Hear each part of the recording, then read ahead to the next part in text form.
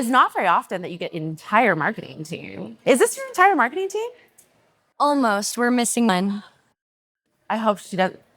Bobby. Bobby, I hope he doesn't get too much FOMO from this. He probably will because he's a good talker, but he's holding down the fort for us. So Okay, good, shout out to Bobby. Somebody's got to keep the lights on, right? Well, this is really fun. I think you are my first group of 4. This is so fun. It must be really cool working for Olympus. Like, you guys just seem like you have a great time. We do. Yeah. It's the best, honestly. Did we go on a cruise as a company? Every single team member in 2022? Absolutely. Are you hiring? Are we going to Mexico to an all-inclusive resort next month? Yes, we are. So culture is important. Very important. Very, very important. You're kind of one of the trailblazers in this industry when it comes to technology. I'd say you're early adopters for sure. But thoughtful early adopters. We've had multiple conversations about the technology you use, how you choose it, the panel of stakeholders that are involved in the decision. You guys have a committee at your company, right? We do. Yeah. Mm-hmm. So I'd love to talk about it because, back in the day when I was on your side of the business, I was just a little solo marketer. I didn't have cruises and friends like you. And it was hard to, first off, select what I was going to use, like figure out what my problem was and figure out what the solution was going to be. And then what's the process of evaluating? What's the process of getting it implemented? How do I do it successfully? And I think there's a lot of people here that see all this great, exciting technology, and it can kind of be overwhelming. So I'd love to hear, from the beginning, what is your process when you're evaluating what your problem is before you go to select technology? I will take that one. I think a lot of patience and taking the time to actually explore what's out there. We do our job all day, every day. I was going to say 8 hours a day, but they can attest they work a lot more than 8 hours a day. Seeing what we need to make the business overall successful, but exploring what's out there. And sometimes we may try something and it may not be the right fit for us. And that could take a long time to implement something. And it's just patience, seeing what's out there, and then seeing not only what works, but what works for us specifically and for our business. And I think when we do that, it's the people that we work with that makes us so successful in a lot of the products that we partner with. And how are you guys discovering what's out there? I mean, conferences like these help. I'm fairly new. I'm the newest team member on our marketing team. I'm fairly new to the marketing world, but have been in the industry for so long. So just from being at conferences over the last year, it's overwhelming. There's so much technology and so many different platforms, and just like Katie said, just narrowing down with patience and everything, finding what works for us. And I think too, it's one of those things you have to be open. There's a lot of changes, a lot of things happening. There's a lot of new products on the market. So if you're not open to making those changes or even implementing things to make your teams more successful, it's going to be hard. You're going to struggle. So for us, we're always open to talking to new people. We're always open to demoing different products because we want to grow as a company and we want to get better each day. Say it. So one thing we've implemented, thanks to Bobby on our team, who's not here, so shout out, is getting feedback from the site teams as to what they're lacking. So he has created these Google form surveys that we're sending out to our site teams now to see, okay, what do they want? Because they're boots on the ground. And I went to 10 properties last week, and I ended every visit with the question of what is one thing that you want that could make your job 10 times easier? And I got the most interesting feedback. 3 teams ironically said an iPad, which they don't have any place for people to apply in their office when they give a tour. After the tour, they don't have any place to close the deal. So seeing their feedback just is eye-opening to really figure out what you need to implement. Yeah. I wonder how that affects your employee retention when they feel heard like that. We recently launched a Swift Bunny survey. Love them. Yes. You know I do. And I haven't seen the feedback yet, but I'm very curious to see if there will be any feedback about that. Secondly, I wonder how that affects the implementation process of a new product when your on-site team member feels like they were part of the committee like pulling that resource in. Like they must be a champion for that new initiative for you. Because I mean, it's hard when corporate's like, we bought this thing, now go do it. And everyone's like, I don't want to learn that. Like, I'm busy. But if there's like a sense of ownership where they've said, I have a problem. I said what it is. My team gave me a solution. And now I'm like, I want to go implement this thing. Has it affected the implementation process? So we recently tested something out back in like December of last year. And the team that we tested it with, they were very open to giving feedback. And when we rolled out the product to more teams, we had quotes from the team themselves on how much it impacted and helped their day-to-day life, and got a lot of buy-in that way. And we also had like one-on-one conversations with the teams, which is very hard to do with a company that has, close to 30,000 units now. But making them feel heard and important, I think just goes a long way. Oh, we shared those quotes with the vendor. We did, yes. God, but they're using it everywhere. It's gold. It's gold. Actually, speaking of that, when you're evaluating a new vendor, a new partner, a new technology, I'm going to make an assumption. You're probably spending a lot of time researching them and on their website before you actually book a demo and want to talk to someone. How much weight do you give testimonials from on-site teams versus your corporate peers when you're doing your early research? Like what like resonates with you most? I don't know if we've ever had the opportunity to talk to on-site teams from other management companies. Yes, we've seen maybe not talk to them, but like watch a video or read a case study. So I think one awesome thing about our marketing team is almost all of us have had on-site experience. So we have the perception and understand on a strong level of what they need and what will help. Yes, it's important to ask because things are always evolving and always changing, but having boots on the ground to like, we know what they need to do to get the job done. Like Jess is a very experienced business manager, not only a business manager, but was at an Olympus property. So she knows the Olympus way. And so we have that perception already to kind of like, because there's only so many hours in the day and there's only so many ways that we can talk to people. So having that perception from the forefront, we can do our due diligence and our job to go talk to all the companies that are out there, use our experience and our knowledge to be like, is this a good fit? Is this something that would add value?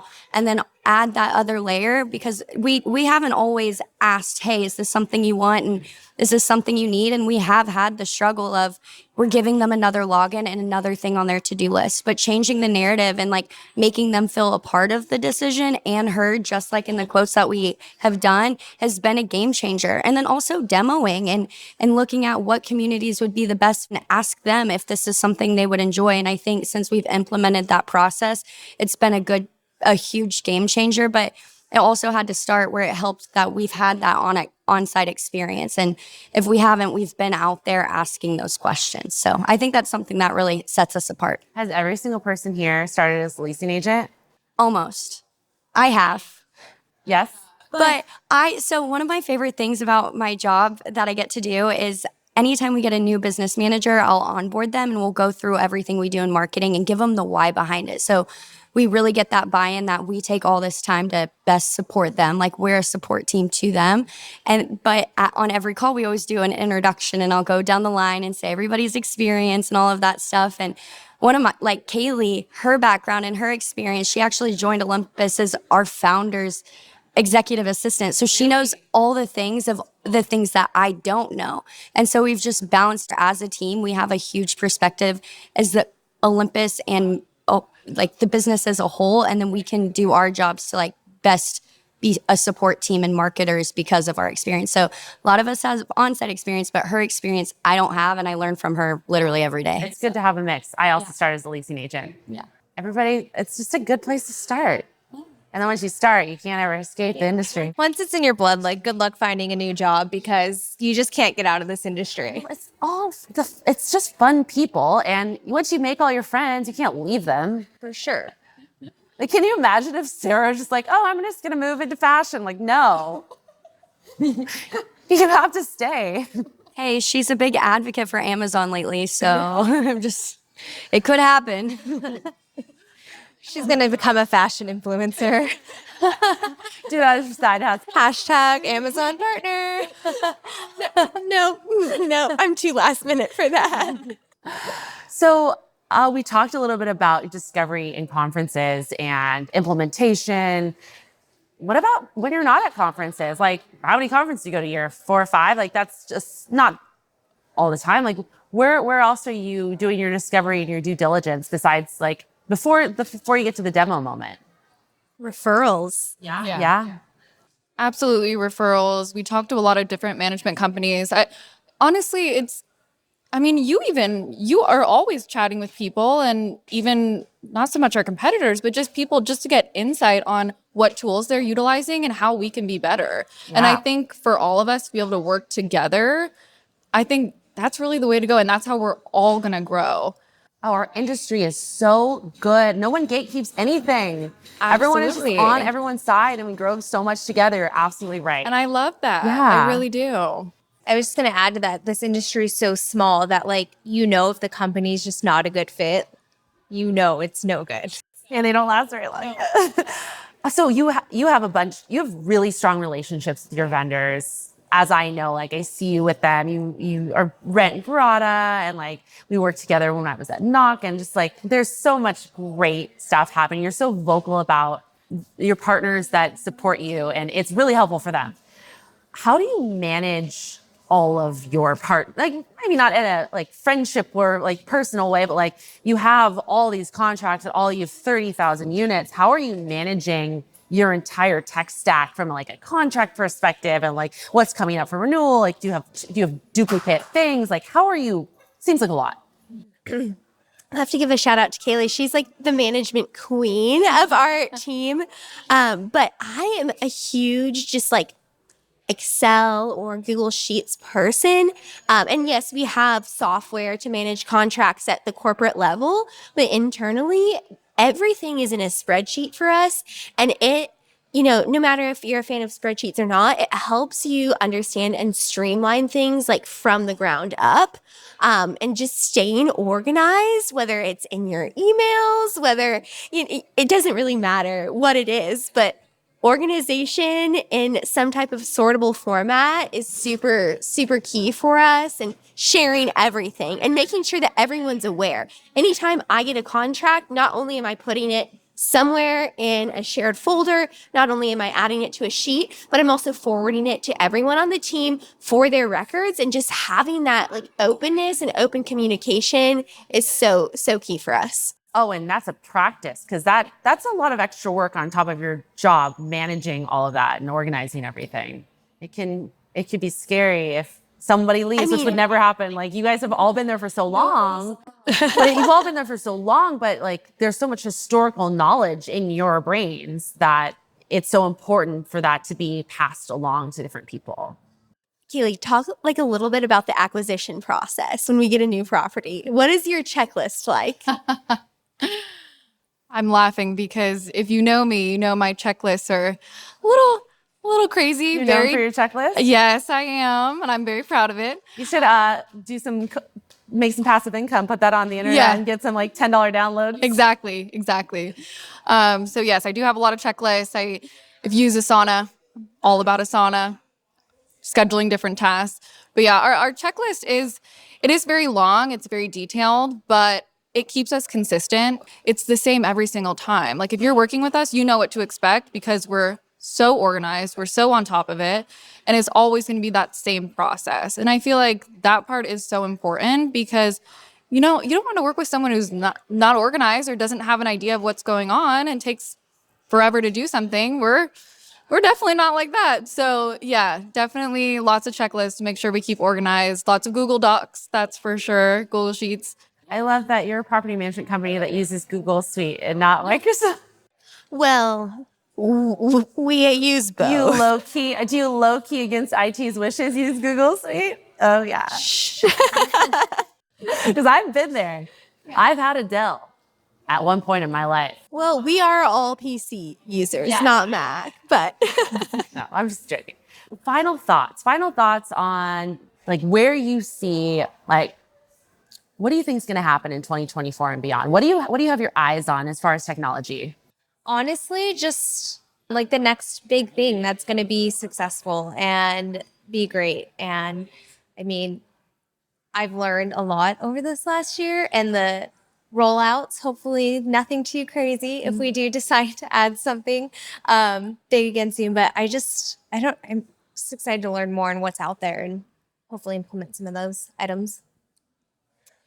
Oh, 2024. I'm like, it's already halfway over. So, Okay, 2025 then. yeah. Well, one of the things, this is my fourth time at this conference where I'm like, oh my God, I feel like a senior in high school. Like, I finally feel comfortable and kind of know what's going on. It didn't feel that way, definitely my first go round. And so I get very excited about new technology, but also kind of like slowing down for a second, like looking at the big picture and what actually works. Like, I'm very brand oriented, very visual. Like, if I have something being promoted online, I want it to look good. And so I think there's been so much excitement with AI out there, and I am the biggest ChatGPT AI fan that you'll find. It took a second, but I am. And I just think there's going to be more conversations of what technologies we are using and why, and how to best utilize them, and almost kind of like get the roots back to like, I see technology sometimes skip steps where I'm like, that's cool, that's innovative, that's new, but what's the best way that's going to make sense and work properly on site? And I think so many things have been created and rolled out, but I think at the end of the day, like, COVID has passed, like, everything isn't only virtual. Customer service does matter. And having those conversations of not only is it cool and is it a benefit that we have those things, but what is it going to look like when we use them, and kind of going a little old school with the new technology, if that makes sense of how I'm trying to explain it. Yeah. Almost like back to the basics. Yeah, back to the basics with the cool things we have, because you can have 18 awesome technology things, but if you're not using it correctly, like, it doesn't matter. We even talked about the Rent Grata guys. I love Rent Grata, and I could preach it till I'm blue in the face, but I've seen it work at a property better than another, and it's because of how it was implemented and how it's being utilized. It's a tool. If you don't pick up a hammer, and it's not going to do its job. So you have to not only have the product, but have the implementation. And I think that needs to be a bigger conversation, and will be in 2024 and 2025, especially at conferences. Absolutely. something that she said, and I want to give a shout out to our CEO. His whole philosophy is to get 1% better every day. So how are you doing that? And it doesn't always mean looking for the next best thing. The grass is not always greener on the other side, but buttoning up what you have and doing your own job at 110% so that you can have that little bit of extra every single day. I feel like that's like the perfect bow on this conversation. What a great philosophy to live by. Like, we should always be improving. I have a sticky note on the top left corner of my screen on my computer. It says, get 1% better every day. And keeping it at like just 1%, it feels like so attainable. Like, you just have to learn one little thing and you've won for the day. I feel like I've definitely won for the day. I've learned so many things today from all these conversations, especially this one. Thank you so much for joining me. And I hope you enjoy the rest of your conference, and let's go get some more champagne. Amazing. Cheers. Thank you all.